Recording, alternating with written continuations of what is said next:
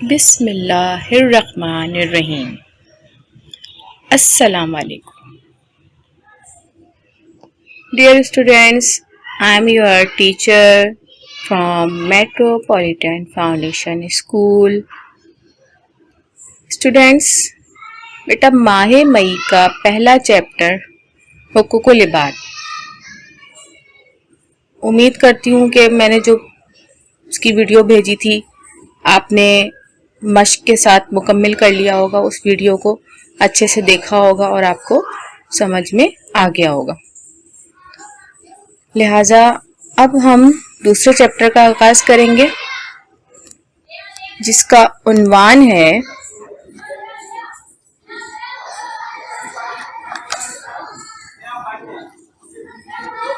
ہجرت حبشہ. ہجرت حبشہ سے متعلق بیٹا کچھ ایکسپلینیشن میں آپ کو دینا چاہوں گی. اس سبق میں ہم ہجرت حبشہ کے اسباب اور واقعات بیان کیے گئے ہیں. ہجرت کیوں کی جاتی ہے؟ دین کے بنیادی مطالبات میں سے ایک مطالبہ ہجرت کا مطالبہ ہے. ہجرت کا مطلب یہ ہے کہ جب کسی علاقے میں رہتے ہوئے ایک مسلمان یعنی بندہ مومن کے لیے ممکن نہ ہو کہ وہ ایمان کو آزادانہ طور پر ادا کر سکے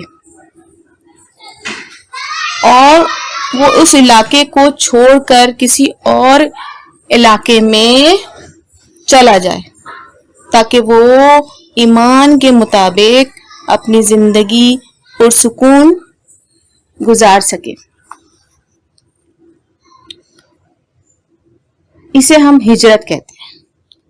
ہجرت کی اس اسپلٹ کو کبھی چھوڑنا نہیں چاہیے.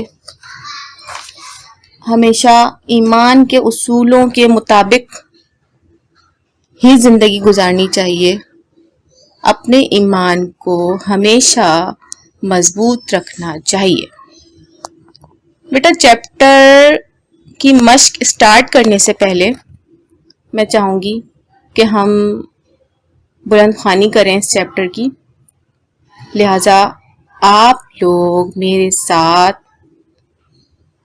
بک کا پیج نمبر 51 کھولیں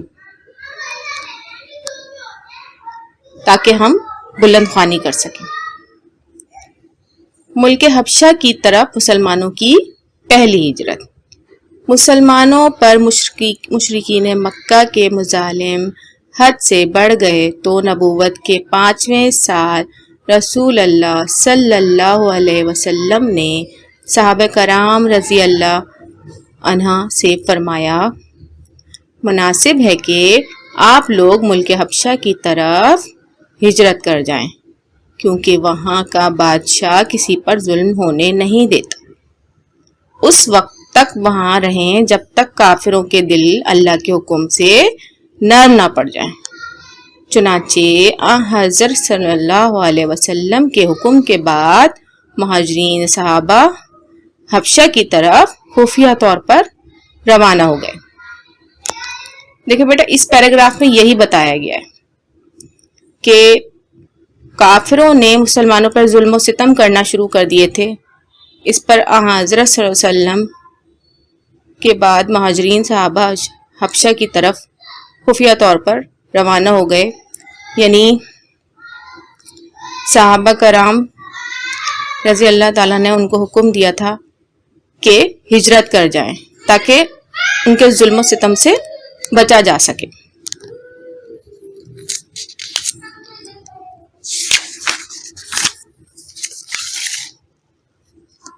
مہاجرین کا یہ قافلہ 12 مردوں اور 4 خواتین پر مشتمل تھا. یہ لوگ مکے سے 100 کلومیٹر دور شیبہ نامی بندرگاہ سے تاجروں کی 2 کشتیوں پر سوار ہو کر حبشے کی طرف روانہ ہوئے۔ ادھر ان کی خبر معلوم ہوتے ہی مشرکین نے ان کا پیچھا کیا اور سمندر تک پہنچ گئے، لیکن ان سے پہلے ہی مسلمان کشتیوں میں سوار ہو چکے تھے۔ کوئی ان کے ہاتھ نہ آ سکا کیونکہ انہوں نے بہت خفیہ طور پر سفر کیا تھا۔ یہ مہاجرین تقریباً 3 ماہ تک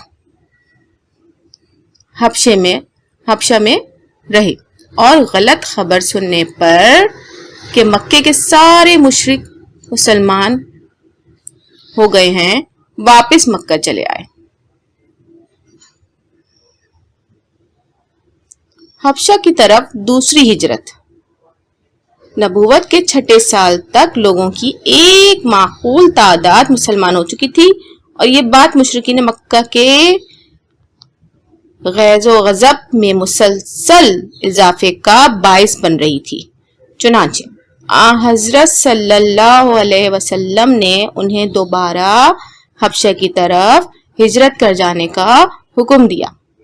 اس مرتبہ 83 مردوں اور 17 خواتین یعنی 17 خواتین نے ہجرت کی۔ نجاشی بادشاہ نے ان مہاجرین کا اکرام کیا۔ یہ سب امن و عافیت کے ساتھ رہنے لگے۔ قریش مکہ کی چال۔ قریش سرداروں نے عمر بن عاص اور عبداللہ بن ربیعہ کو بہت سی قیمتی تحائف دے کر نجاشی کے پاس بھیجا کہ ان مسلمانوں کو اپنے ملک میں ٹھہرنے کی اجازت نہ دی جائے بلکہ ان کو ہمارے حوالے کر دیا جائے۔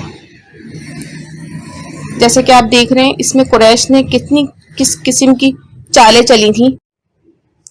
قریش مکہ نے یہ بھرپور کوشش کی کہ مسلمانوں کا چین و سکون برباد کر دیا جائے، ان کو چین و سکون سے رہنے نہ دیا جائے۔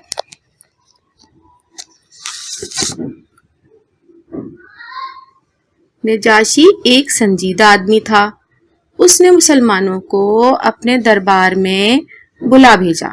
صحابہ کرام رضی اللہ تعالیٰ عنہ اجمعین کی جماعت میں سے حضرت جعفر رضی اللہ تعالیٰ عنہ نے مسلمانوں کی طرف سے جواب دیا، اے بادشاہ، ہم ایک جاہل قوم تھے، بتوں کی پوجا کرتے تھے اور مردار کھاتے تھے، بھائی بھائی پر ظلم کرتا تھا، ہم طاقت کے سوا کسی قانون کو نہیں مانتے تھے۔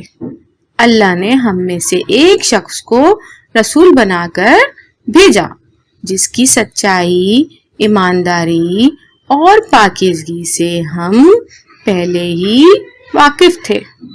اس نے ہمیں اللہ کے سچے دین کی طرف بلایا اور یہ حکم دیا کہ صرف اللہ کی عبادت کرو، کسی کو اس کا شریک نہ کرو، نماز پڑھو، زکوٰۃ دو اور روزہ رکھو۔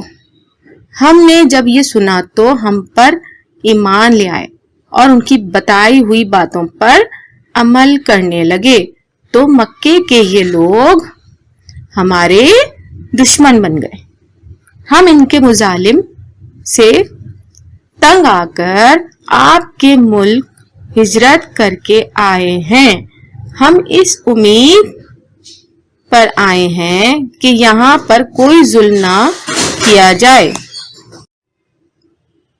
اس کے بعد حضرت جعفر رضی اللہ تعالیٰ عنہ نے سورہ مریم کی چند آیات کی تلاوت کی تو نجاشی رو پڑا اور اس کے درباری بھی رونے لگے۔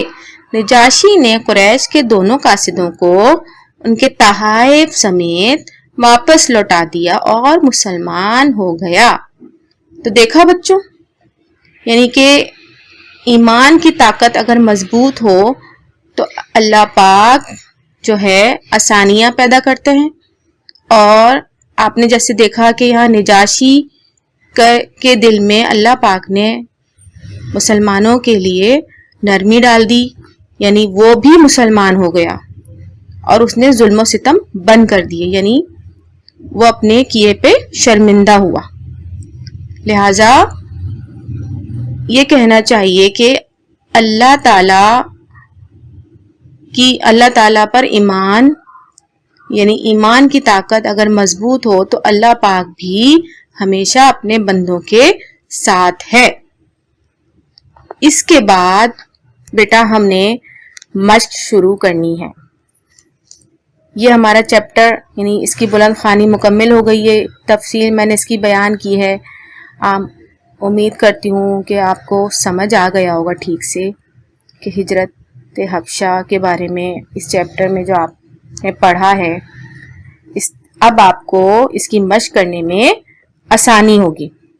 آپ اس کو ٹھیک سے سنیے اور اس کے سوالات، جو اس میں سوالات یعنی مشق دی گئی ہے، اس کے جوابات ڈھونڈنے میں آپ کو مشکل نہیں ہوگی۔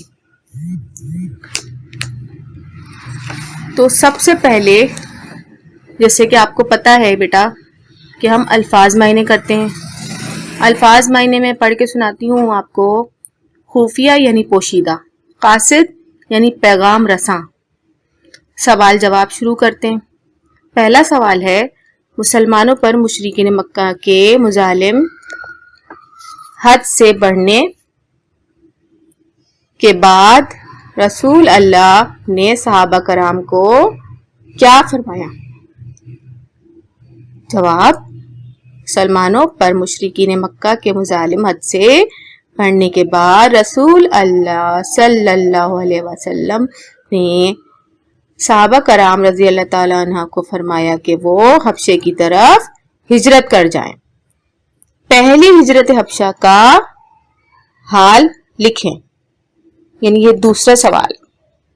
جواب ہے ہمارے پاس، مہاجرین کا یہ قافلہ 12 مردوں اور 4 خواتین پر مشتمل تھا۔ یہ لوگ مکے سے 100 کلومیٹر دور شیبہ نامی بندرگاہ سے تاجروں کی 2 کشتیوں پر سوار ہو کر حبشہ کی طرف روانہ ہوئے۔ مشرکین نے ان کا پیچھا کیا، لیکن ان سے پہلے ہی مسلمان کشتیوں میں سوار ہو چکے تھے۔ تیسرا سوال ہے ہمارے پاس، قریش مکہ نے اپنے 2 آدمی نجاشی کے دربار میں کیوں بھیجے؟ قریش کے سرداروں نے عمر بن عاص اور عبداللہ بن ربیعہ کو بہت سی قیمتی تحائف دے کر نجاشی کے پاس بھیجا کہ ان مسلمانوں کو اپنے ملک میں ٹھہرنے کی اجازت نہ دی جائے، بلکہ ان کو ہمارے حوالے کر دیا جائے۔ چوتھا سوال ہے ہمارے پاس، نجاشی کے دربار میں حضرت جعفر نے کیا کہا اور اس کا نجاشی پر کیا اثر ہوا؟ اے بادشاہ، جواب ہے، اے بادشاہ، ہم ایک جاہل قوم تھے، بتوں کی پوجا کرتے تھے اور مردار کھاتے تھے، بھائی بھائی پر ظلم کرتا تھا، ہم طاقت کے سوا کسی قانون کو نہیں مانتے تھے۔ اللہ نے ہم میں سے ایک شخص کو رسول بنا کر بھیجا، اس نے ہمیں اللہ کے سچے دین کی طرف بلایا اور یہ حکم دیا کہ صرف اللہ ہی کی عبادت کرو، تو مکے کے یہ لوگ ہمارے دشمن ہو گئے۔ حضرت جعفر رضی اللہ تعالیٰ عنہ نے سورہ مریم کی چند آیات کی تلاوت کی تو نجاشی رو پڑا اور مسلمان ہو گیا۔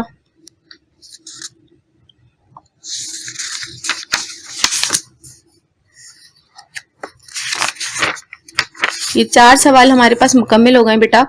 اب ہمارے پاس آ جاتی ہے دیے گئے الفاظ کی مدد سے خالی جگہ پر کریں۔